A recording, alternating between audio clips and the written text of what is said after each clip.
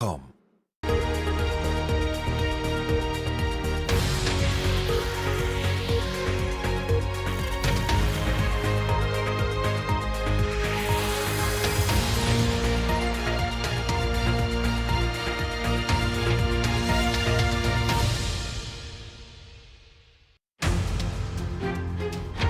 This is BBC News, I'm Christian Fraser. A sobering assessment from the experts on the pledges made at the climate summit. They don't go nearly far enough. Analysts calculate that the world will still be emitting almost twice as much as it should be by 2030 if we're to keep the global temperature rise to a safe level. That will bring misery to millions of people who are at risk in developing nations. We'll speak to the Prime Minister of Antigua and Barbuda, who represents the small island states.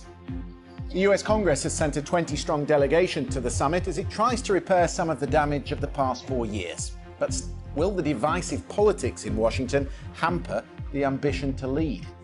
And to complete our look at what the summit has delivered so far, we're going to talk trees. Will Glasgow reverse the deforestation that continues apace?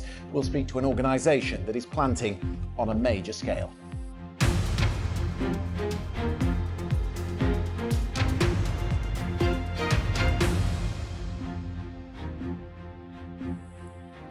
Hello. In the first few days of the Climate Change Summit in Glasgow, we had a flurry of carbon-cutting pledges from the assembled world leaders.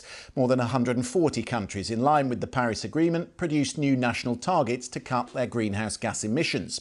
But this past week, analysts have been going through the figures, and there is still an awful lot more to do. There is a massive gap in the level of ambition we are seeing from the governments and a gaping hole in the plans they've set out to halve emissions by 2030. And that inevitably means temperatures will keep rising to dangerous levels.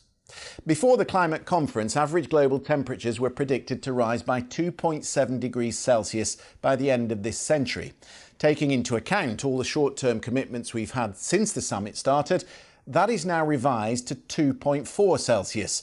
Which is far above the 1.5 degrees target, past which scientists say things will go from bad to an awful lot worse. Let's discuss the facts then with Professor Nicholas Hoon. He is from the New Climate Institute. Professor, good to have you with us. I watched your press conference this afternoon. Before we get into the detail of it, could we go right back to basics so that we take everyone with us? What is 1.5 degrees Celsius and why is it so important to scientists?